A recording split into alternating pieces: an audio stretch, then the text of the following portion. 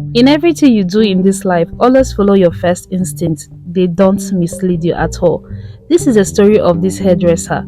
In the heart of an Igbo village of Umunne, there was a small salon owned by Nneka, a mysterious hairdresser with a reputation that both awed and terrified the people. Her salon was dimly lit, filled with the sweet aroma of herbal oils and soft hum of an old chant playing in the background. Her clients left with the most stunning hairstyle, intricately braided, vibrant and flawless.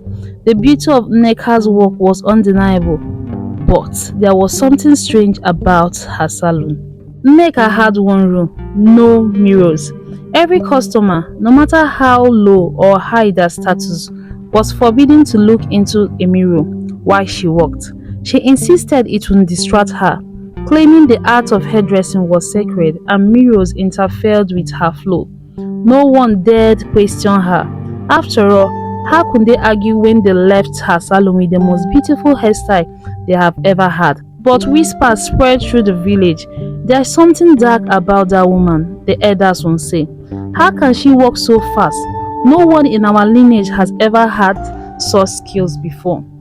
Rumors began to circulate that Nneka wasn't just a skilled hairdresser, but a woman who used black magic to control her craft. Some said she had sold her soul to the spirit in exchange for beauty and speed, while others believed she has manipulated time itself. No one knew for certain, but Nneka's refusal to allow mirror only made the villagers more suspicious. Ezinne, a young woman in the village, had always been intrigued by Nneka's salon. Her friends frequently went to Nneka for their hair, and they returned with stunning transformations. Ezinne, however, was very cautious. She had heard the rumors and the warning from her grandmother about Nneka's strange ways. One evening, while sitting with her friends, Ezinne's curiosity got the better part of her. They were praising their latest hairstyles, beautifully woven and unlike anything seen in Umunne. "You should try it, Ezinne," one of her friends urged. "It's like magic. Nneka's hand moves so fast.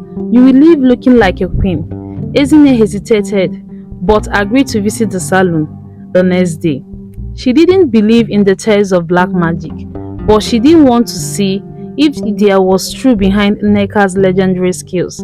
Maybe, she thought, the rumors were just ordinary rumors. The next day, she made her way to Nneka's salon. As soon as she entered, the door creaked shut behind her. The air inside felt thick, heavy and almost suffocating. Nneka greeted her with a knowing smile. "You are finally here," she said. "Sit." As Ezinne sat in Nneka's chair, she couldn't shake the strange feeling that something was wrong. The dim lighting, the absence of mirrors, and Nneka's erring smile made her uneasy. But as the hairdresser began to work, Ezinne was amazed by the speed and the precision of her hands. Nneka's fingers moved like a blur, weaving, braiding and twisting with incredible speed. Yet, as time passed, Ezinne noticed something strange. Nneka's eyes seemed to glaze over, as if she were in a trance. The soft hum of a chant in the background grew louder and the room grew colder. Ezinne's scalp tingled, not from the braiding, but from something deeper, something unnatural. Nneka suddenly muttered a strange words under her breath, words that Ezinne couldn't understand. She tried to shake off the discomfort, telling herself it's just her nerves getting the better part of her. But then she realized that the other women in the salon, who had been chanting earlier, had fallen silent, staring ahead blankly as if they were under a spell. Ezinne's heart pounded. Something was terribly wrong with this place. Determined to understand what was happening, Ezinne glanced around the room. There were no mirrors, but she spotted a small reflective surface on one of the shelves near the corner of the salon. It was an old dull piece of glass, barely enough to see a full reflection, but it was all she needed. Carefully, Ezinne tilted her head just enough to catch her reflection in the glass. What she saw sent chills down her spine. Her hair was transforming not just into beautiful braids, but into something otherworldly. The strands seemed to pulse with a life of their own, weaving themselves in patterns she had never seen before, as if controlled by an invisible force. Worse still, Ezine noticed that her face looked pale and gaunt, as if every essence of her being were being drained through her hair. In that moment, she knew the rumors were true. Nneka was using black magic, something far darker than anyone had imagined. As Ezine's shock grew, she felt Nneka's hand pause. "I told you not to look," Nneka whispered, her voice dripping with malice. Ezine turned, her eyes wide with fear, but Nneka's face was calm, almost amused. "Now you know." Nneka straightened her eyes, narrowing as she cried, "Ezine, you see? Girl, I don't just tie hair, I take from it. I drain the life from my customer to fuel my craft.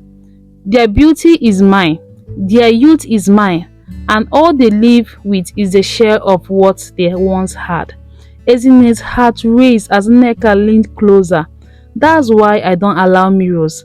I can't have anyone seeing the truth. Now, can I?" Ezine's mind raced as Nneka's cold words hung in the air. She had to escape. Her hands trembled on the armrest of the salon chair, her heart pounding in her chest. Every fiber of her being screamed for her to run, but her body felt paralyzed by fear and the oppressive atmosphere in the room.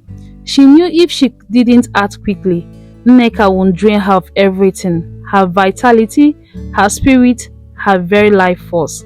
Nneka, sensing her fear, began to laugh softly, a chilling sound that echoed through the dim room.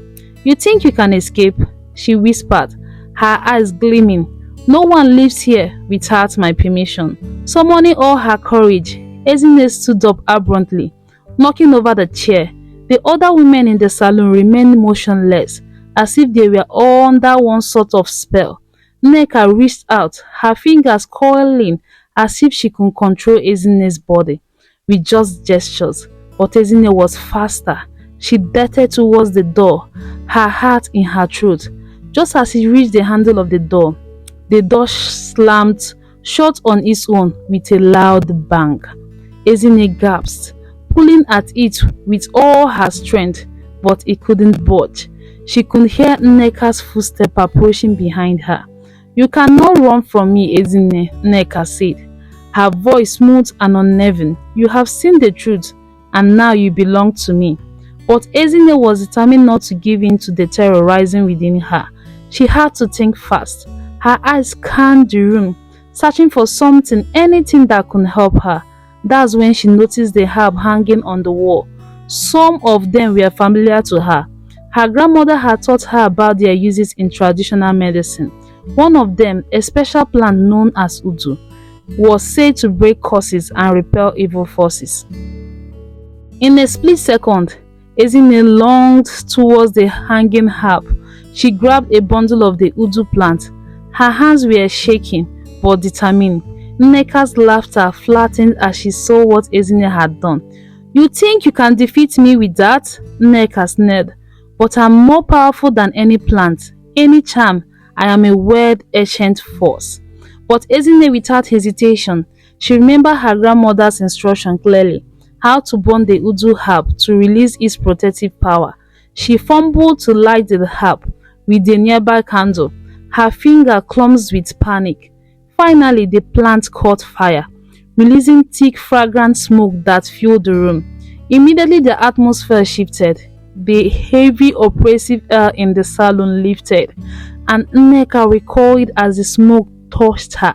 Her eyes widened with rage. "No!" she screamed, her voice now shrunk and full of desperation. "You have no idea what you are doing."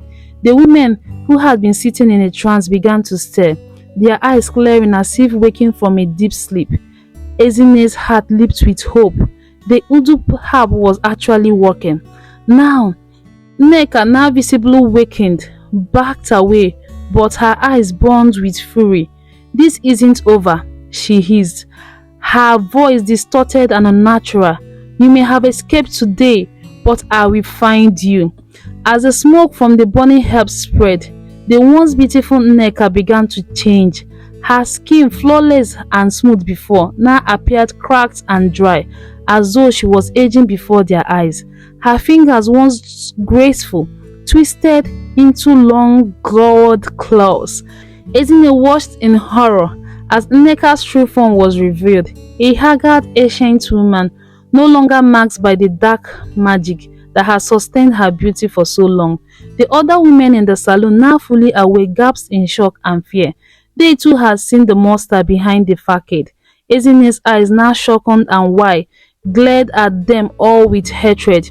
"You have ruined everything," Nneka shrieked, her voice a twisted blend of anger and despair. "I was powerful. I had control over beauty, time and life itself. And now because of you, it's all crumbling." As the Udu smoke continued to fill the room, Nneka's movements grew slow, her body more fragile. She stumbled back, knocking over her workstation, scattering combs and hair products across the floor. Ezinne and all the others stood frozen, watching as Nneka, once mighty presence, diminished before them. But Ezinne knew it wasn't over yet.